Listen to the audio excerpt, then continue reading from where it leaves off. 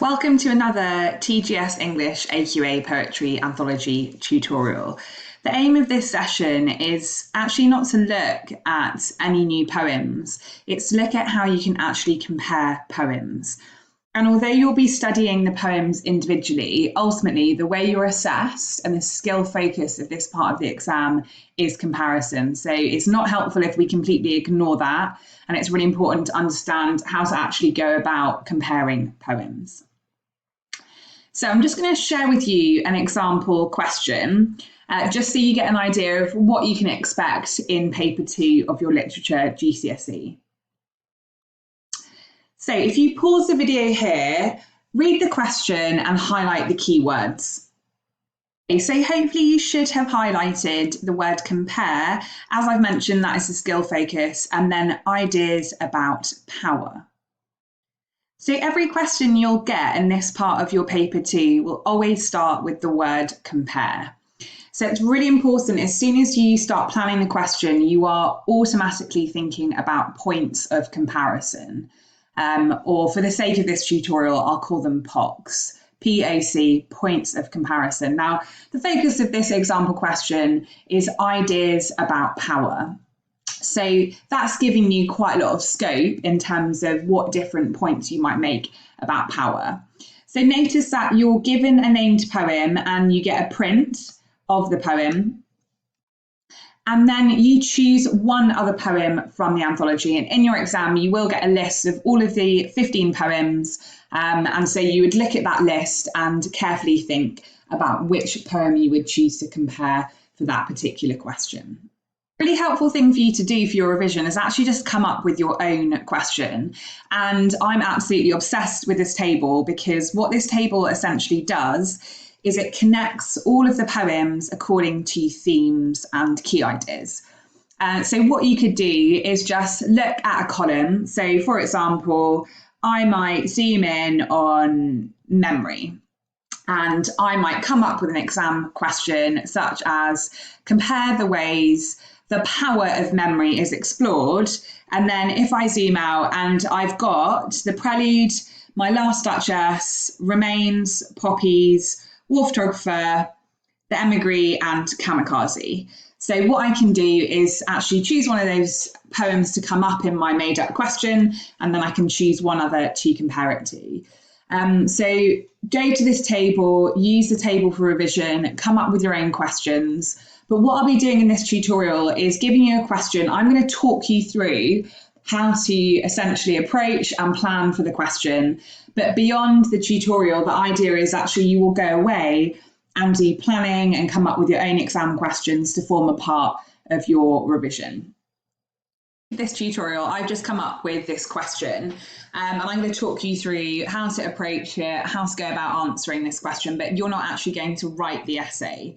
I'm going to be giving you lots of structured help. The bigger test is for you to actually go back to that table and to come up with your own question and essentially apply everything I'm talking through to your own question.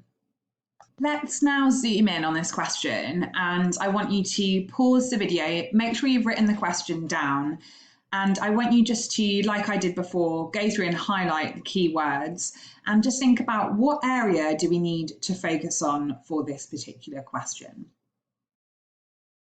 So hopefully you've picked up on this as the focus. So a soldier's experience. Now in Bayonet Charge, you might like to go back to that poem and just remind yourself of what happens. But it's very much focused on the individual soldier's experience. So what you now need to do is to think carefully about your second poem choice. So again, pause the video and I just want you to look at your list of 15 poems and just think carefully about which poem would be the best choice. And this decision will essentially determine the quality of your answer, because if you make the wrong decision, you're going to find it really hard to actually write a decent essay.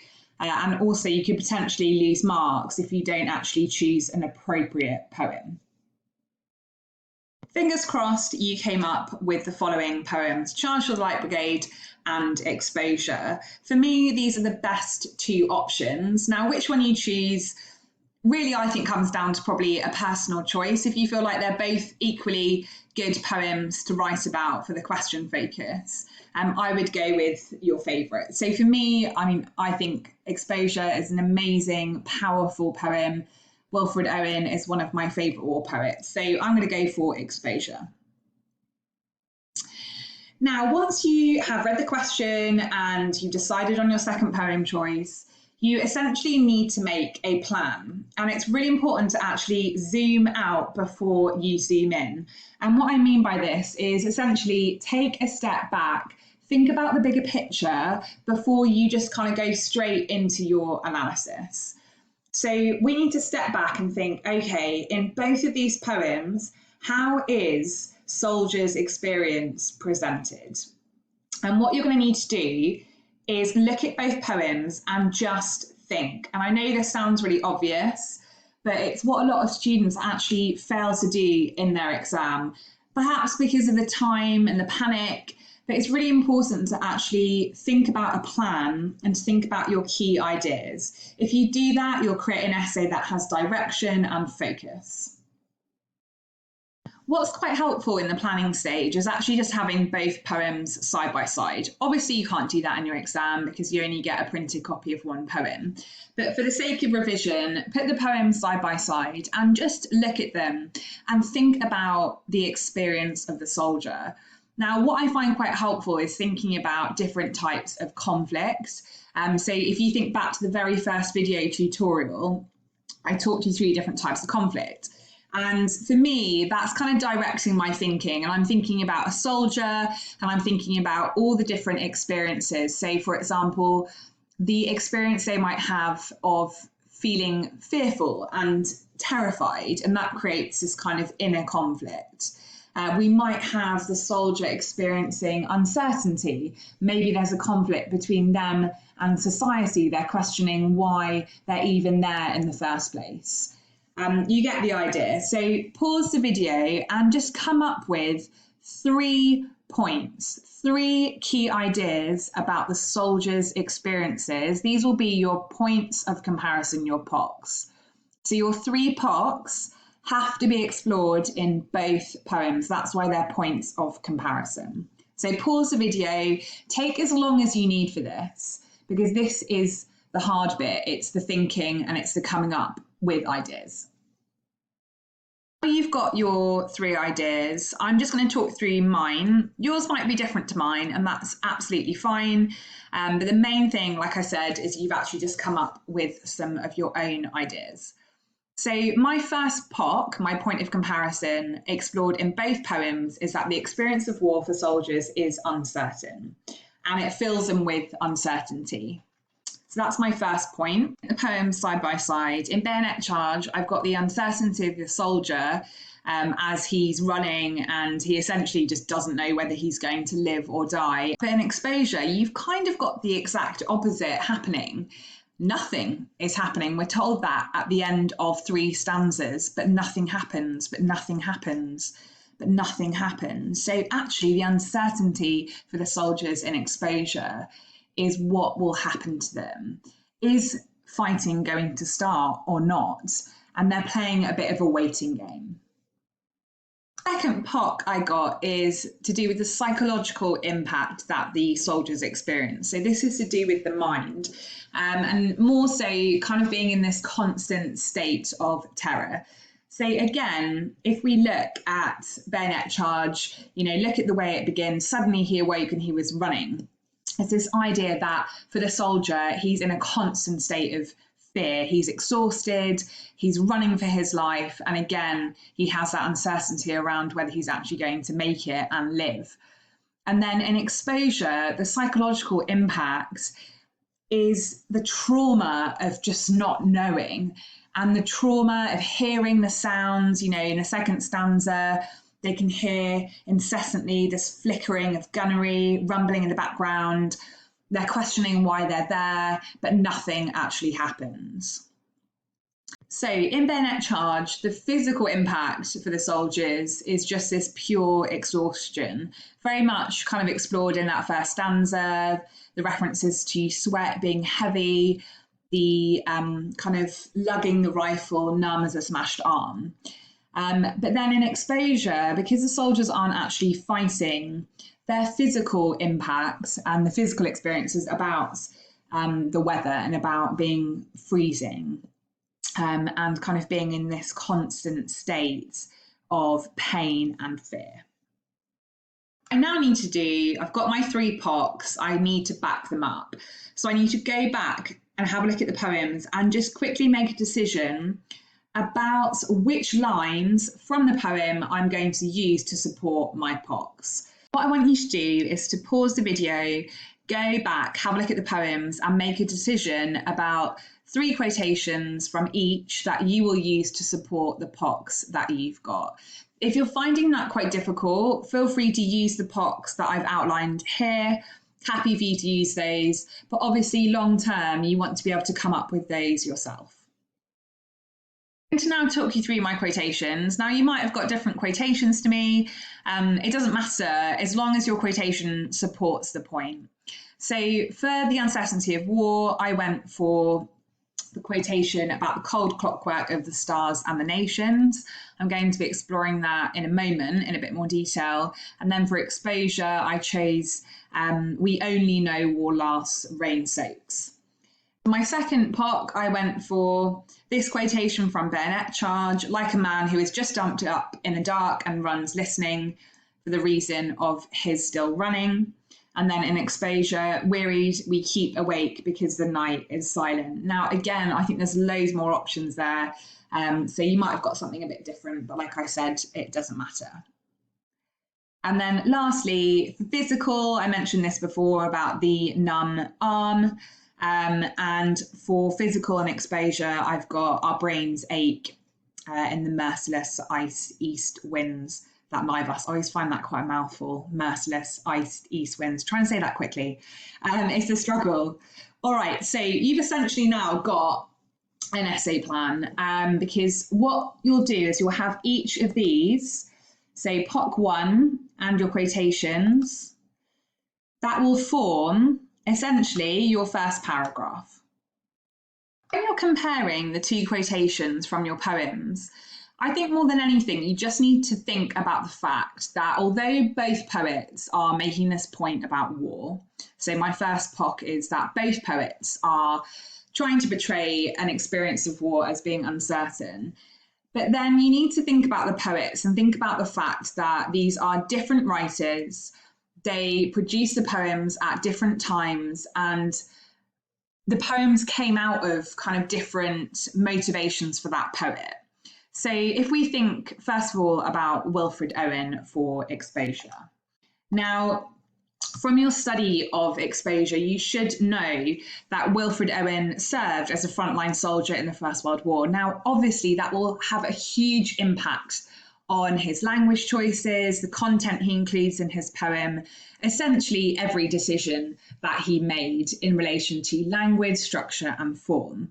So you've just got to show the examiner you can appreciate that, yes, although both poems do explore war as uncertain, clearly because of the poet and their circumstances, who they are, why they were writing the poem, ultimately, the language, the style, the structure, the form, of course, they're going to be different. It's like if you produce a piece of creative writing in a lesson, your work will be completely different to the person who sat next to you. But when we look at Ted Hughes's poem, the poem was written over 40 years later, and Hughes, unlike Owen, actually had direct experience of war. However, I think it's quite important to know that Ted Hughes's father did serve in the First World War, and his presentation of a soldier's experience would have undoubtedly been influenced by his father. And also, Ted Hughes was known to be someone who believed men in war were used as weapons rather than seen as individual men. And he was actually inspired by the poetry of Wilfred Owen. So contextual details like that are quite helpful just to know about, especially when you're thinking about where the differences between these poems lie. What I'm going to do now is practice comparing the poet's methods. So we've got our POCs and we're saying, look, both poets explore, say, the experience of war as being uncertain. But what we're going to do now is go into detail and zoom in on these quotations and really think about, okay, in bayonet charge, what poetic devices has Hughes used and why? And then same for exposure. We're going to zoom in on the first quotation. So I want you now to pause the video, and I want you to get a big bit of paper, split it in half. On one side, write down the quotation you've chosen to support your first POC. And again, if you want to use mine as an example, you can. And then do the same for exposure. Write out the quotation. And I want you to pause the video, but keep this up on your screen and use this to kind of prompt your comparison. Now, you're not supposed to answer all of the questions, but the questions are just prompts. So for example, when you're looking at your quotation for language, think about, okay, are there any patterns in the language? What am I noticing? Is the language in one more detailed and vivid than the other? Ask yourself why. Are there any similarities in the images used? Think about things like figurative language and so on. I won't read through all of the questions. You can read through them yourself. Do the same for structure as well. So pause the video. You should spend about 8 to 10 minutes doing your analysis. I'm just going to demonstrate some analysis for you. So I've got my first quotation for my first POC. So whatever I'm annotating for this line, it has to be to do with the uncertainty of war. Now, when you're analysing quotations, just have a think about what actually stands out to you. So the first thing I'm interested in is this use of interrogative mode. So the very fact that the poetic speaker is asking a question, I'm just going to put a PS for poetic speaker, shows the kind of doubts and uncertainty around the soldier's experience. So this is a question the soldier is asking himself. You know, in what cold clockwork of the stars was he the hand pointing that second? Now, in terms of he, there's a question raised over who the poet perhaps means when he references he. Now, to make more sense of that, if we think about the imagery going on in this line, we've got this image of a clock, and we've also got imagery to do with astrology, the stars. Now, this is all for me to do with fate. Okay, so this idea of our fate is not in our control, and it's the stars that determines our destiny. So he could perhaps be death. If you think about the Grim Reaper, this idea that perhaps fate or death is pointing a hand, is dealing a hand of fate for the soldier. And the use of this question casts doubt over the soldier's fate. Will the soldier live or will the soldier die? That's something we don't know. That's why it's being posed as a question. And it's certainly something the soldier who's running in the poem, who's a part of the bayonet charge, has got no control over, and there's no certainty over whether he will live or whether he will die. So this overall image of the clock, the stars, I think also what's interesting here actually is the use of this adjective cold. It suggests that war is cruel, it's unfair, it's unkind. The fact it's cold clockwork suggests actually what's happening to the soldier, and this lack of certainty over whether he'll live or die is actually really unfair and really cruel. So what I'm now going to do is write out my second quotation, and it's quite helpful to actually put your quotations side by side, and that helps you to think about how these two quotations in fact differ. So for this quotation, the first thing that I'm noticing is a pattern of words.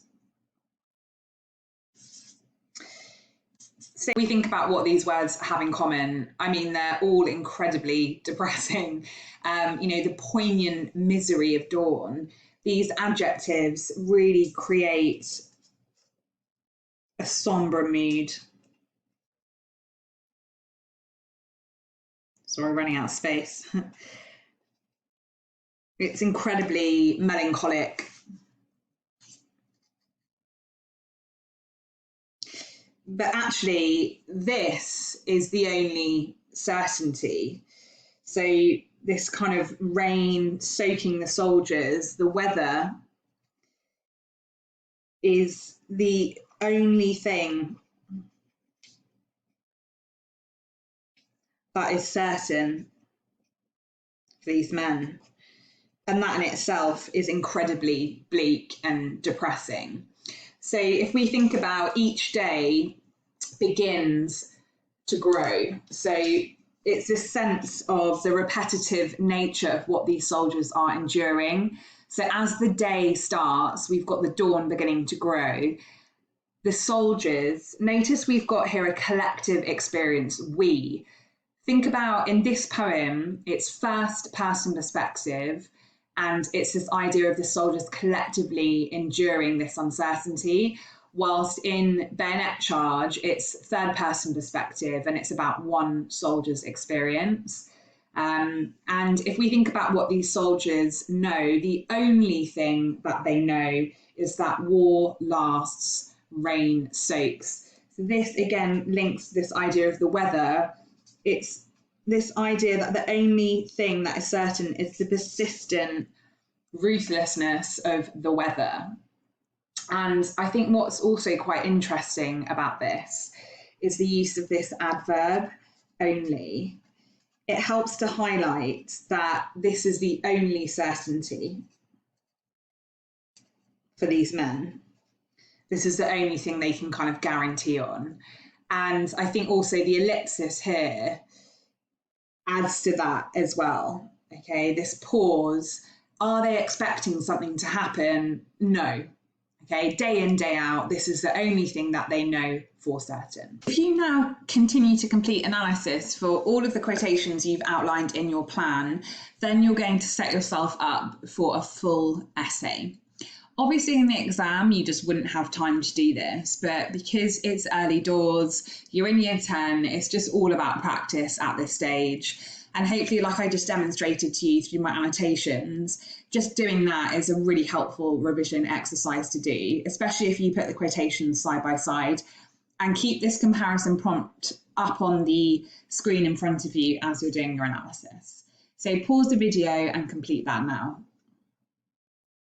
Okay, so we are now at the stage of actually having a go at writing the essay. So I'm going to talk you through a suggested approach, and I'm going to use this analogy, as you can see on the left-hand side, of a kind of bedrock. So if you think about what you can see above the surface, if we think of our grass, that is going to be what we can see in both poems that is the same. And so all this does is introduce both poems and introduce your first POC. You also, however, need to start going slightly beneath the surface. So start to make it clear how the poems differ. So I've written an example just to demonstrate what I mean. So I'm going to start with both Bayonet Charge and Exposure explore soldiers' experiences of war. Hughes and Owen present war as being an experience that is full of uncertainty. That's my first POC. In Bayonet Charge, the uncertainty centralises around whether the soldier will survive amidst the chaos of warfare. Whilst in Exposure, the soldier faces uncertainty over the fighting and whether it will begin or not. So you can see what I've done there is I've simply introduced both poems. Always start with the word both, just to kind of force yourself to actually compare. But then what you want to do is you want to start to make it clear how the poems actually differ. And you can do that just by adding in the word however.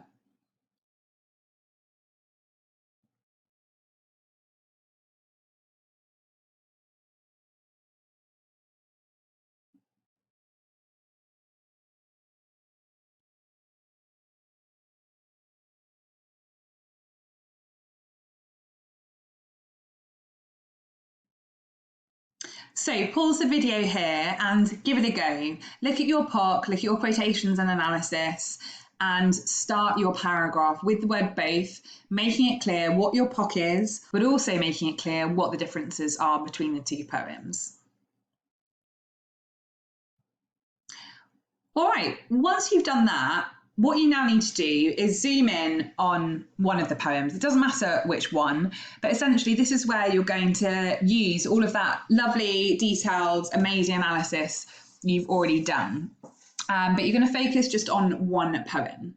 So again, I've just written an example. I'm going to start with Bayonet Charge. So in Bayonet Charge, as the soldier is running, the pace slows and the poetic speaker rhetorically asks, in what cold clockwork of the stars and the nations was he the hand pointing that second? So I'm now going to analyse. The question casts doubt and uncertainty over the soldier's experience of war. As the soldier witnesses the chaos of war, he wonders whether he will live or die. Hughes plays upon the idea of fates in this section of the poem. The powerful image of the clock alludes to destiny, and by describing it as a cold clockwork, Hughes subtly suggests that war is cruel in the way it determines who will live and who will die. This image of fate is reinforced through the astrological image of stars and the hand that points to decide the fate of the soldiers. So I'm now going to link back to the question.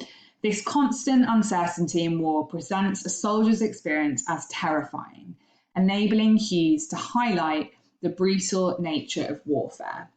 So just notice there in this last part of my answer, I'm just linking it to the poet and what I think the poet is essentially trying to show. Now I have introduced my POC, I've expanded on it, I've analysed the first poem. I now need to make a point of comparison and write about the second poem. And I really just want to show the examiner that I appreciate the kind of approach from the poet is different. Despite the fact they're both looking at the same thing, the way that they show this is ultimately different. So again, I've written an example. So I need to start with a comparative conjunction or discourse marker. So in comparison to this, Owen uses images of nature to emphasise the uncertainty that arises from nothing happening to the soldiers. We are informed that as the poignant misery of dawn begins to grow, the soldiers only know war lasts, rain soaks. This tragic image is a reminder that the only thing the soldiers are certain of is the weather, and the weather's persistent threat to them. Owen personifies nature throughout the poem. Here he describes the misery of dawn growing, reminding the soldiers that as the day begins, all they know for certain is that war lasts and rain soaks. The melancholic lexical choices in this line, coupled with the caesura and ellipsis, create an incredibly sombre mood and slow pace. The use of the adverb only further enables Owen to portray the uncertainty experienced by the soldiers. Therefore, both poets use figurative language to explore the uncertainty of war. And in both poems, it seems the soldiers' future is out of their control. So what you can see here I've done is I've analysed the second poem. However, notice that here towards the end, I'm drawing everything together and I'm actually making points of comparison at the end of this paragraph and just making it clear that actually both poems show that the soldiers' future is out of their control and therefore both show like the uncertainty of war. It's also just worth noting as well that I've looked at structure as well as language. What you really want to avoid is writing a whole paragraph on structure. First of all, that's really hard to do. But what examiners really look for students to do in their analysis is look at both together. So if you aim for that, particularly if you are aiming for grade 7+, you are expected to look at language, structure, and poetic form. It's over to you now. What you might like to do is have a practice go with all of the work that you've done during the tutorial. But then, like I said at the start, the bigger aim here is for you to come up with your own exam question using this chart and just applying everything that I've talked through in the session. So just to recap, kind of steps to success when you're comparing the poem. So first of all, when you've got your exam question, highlight the keywords in the question. What is the question actually asking you to do? Then you need to think really carefully about your poem choice. Make sure you choose the best poem. Then you need to zoom out before you zoom in. So take a step back, really think. You need to come up with a 3-point plan and have 3 POCs, 3 points of comparison. Then you need to quickly look at the poems and decide which evidence you will choose to support each of those 3 points. And then use the bedrock approach to structuring your paragraphs. So just to go into a bit more detail, begin with the word both, begin with that similarity, but then explore how they actually achieve that in a different way.